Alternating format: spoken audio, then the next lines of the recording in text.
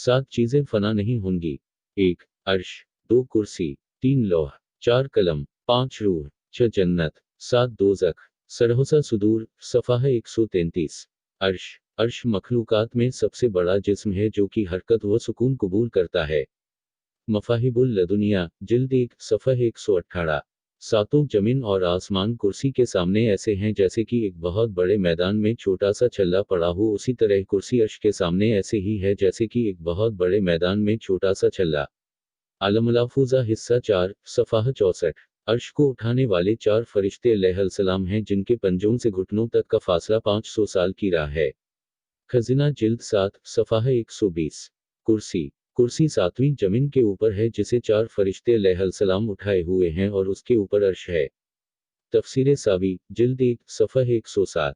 अर्श के उठाने वाले फरिश्तम अलैहिस्सलाम और कुर्सी के उठाने वाले फरिश्तम अलैहिस्सलाम के बीच 70 हिजाब तारीकी के और 70 हिजाब नूर के हैं और हर हिजाब की मोटाई 500 साल की राह है। अगर ऐसा न होता तो कुर्सी के उठाने वाले फरिश्ते अलैहिस्सलाम अर्श के उठाने वाले फरिश्तम अलैहिस्सलाम के नूर से जल जाते।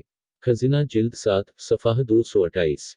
लौह महफूज, लौह सफ़ेद मोती से बना हुआ है, अर्श से मिला हुआ उसकी दाहिनी तरफ से ऊपर का हिस्सा है और जिसका नीचे का हिस्सा एक फरिश्ते की गोद में है। लौह को लौह इसलिए कहते हैं कि वो ज़्यादती व नुकसान व शैतान के तसर्रुफ से पाक है। खज़ीना जिल्द 7, सफ़ाह 193। लौह महफूज में लिखा हुआ कुरान का हर हुरूफ कोहे काफ के जितना बड़ा है और उसके नीचे उसका माना भी दर्ज है। आला टाकना जिल्द 1, सफ़ाह 58। लौह का इल्म अल्लाह के सिवा उसके दिए से उसके रसूलम अलैहिस्सलाम को और उसके वलियों रज़ल्लन को भी है। अलमलाफूजा हिस्सा 1, सफ़ाह 66। लौह के बीचों बीच ये अल्फाज लिखे हैं जिनका तर्जुमा ये है कि अल्लाह के सिवा कोई माबूद नहीं, वो एक है, उसका दीन इस्लाम है, मोहम्मद उसके बंदे और रसूल हैं। तो जो अल्लाह पर ईमान लाएगा और उसके वादे की तस्दीक करेगा और उसके रसूलम अलैहिस्सलाम की पैरवी करेगा, अल्लाह उसे जन्नत में दाखिल करेगा। हाशिया 9, जलालाइना, सफ़ाह 496।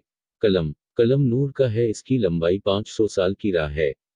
सबसे पहले लौह पर बिस्मिल्लाह शरीफ लिखा, उसके बाद अल्लाह की तौहीद तारीफ लिखी, फिर क़यामत तक जो कुछ होने वाला था सब लिख दिया। बाज़ रिफ़ायतों में इसकी तादाद 12 ही है, जिनके अलग अलग नाम और मर्तबे हैं। मदारिजुन नबूव्वत, जिल्द 1, सफ़ह 303। रूह, इसका सही इल्म तो अल्लाह को ही है। हाँ, बाज़ किताबों में यूँ आता है कि रूह एक लतीफ़ जिस्म जो कि कसीफ जिस्मों के साथ मिली हुई है, जैसे हरी लकड़ी में पानी।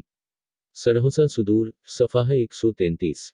रहा के पैदा होने की कई रिवायत हैं। आला हज़रत रज़ल्लन जिस्म से 2 साल पहले फरमाते हैं। फताफा रज़फ़िये, जिल्द 9, सफ़ाह 65। इंसान के जिस्म में रूह बादशाह है जिसके 2 वज़ीर हैं, एक नफ्स जिसका मरकज़ नाफ के नीचे है और दूसरा कल्ब जिसका मरकज़ सीने के बाएं तरफ का वो हिस्सा जिसे दिल भी कहा जाता है। अलमलाफूजा हिस्सा 3, सफ़ाह 63। इंसान के अंदर 6 बार रूह दाखिल हुई या होगी।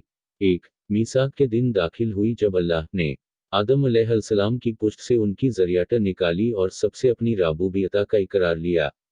2 जब हज़रत इब्राहीम ने खाने काबा की तामीर की तो रब के हुक्म पर आपने हज का ऐलान किया, जिसे तमाम इंसानों ने सुना जो पैदा नहीं हुए थे, उन्हें भी माँ के पेट में या बाप की पुश्त में थे, उनमें भी रूह डालकर ये आवाज़ सुनवाई गई।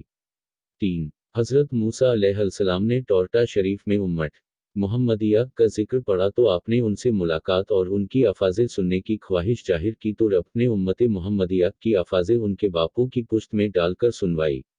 4 माँ के पेट में। 5 कब्र में मुनाकर नकीरा अलैहिस्सलाम के सवालात के वक्त। 6 मैदान मश में। तफसीर अजीज़ी, सूरह बकर, सफ़ह 407। तफसीर नईमी, पारा 9, सफ़ह 386।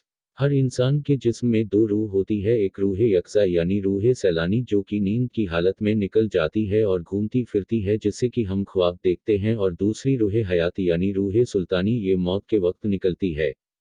तफसीर सावी, जिल्द 2, सफ़ह 18। मरने के बाद मुसलमान की कुछ की रूहें कब्र पर, कुछ की चाह ज़मज़म पर, कुछ की आसमान व ज़मीन के बीच, कुछ की इल्लीन में, कुछ की सब्ज़ परिंदों में, अर्श के नीचे, और कुछ की जन्नत में। हज़रत इब्राहीम व हज़रत सारा की निगरानी में रहती हैं। और काफिरों में कुछ की रूहें वादई बरहूत के कुएं में, कुछ की मरघट पर, कुछ की सातों ज़मीन के नीचे था।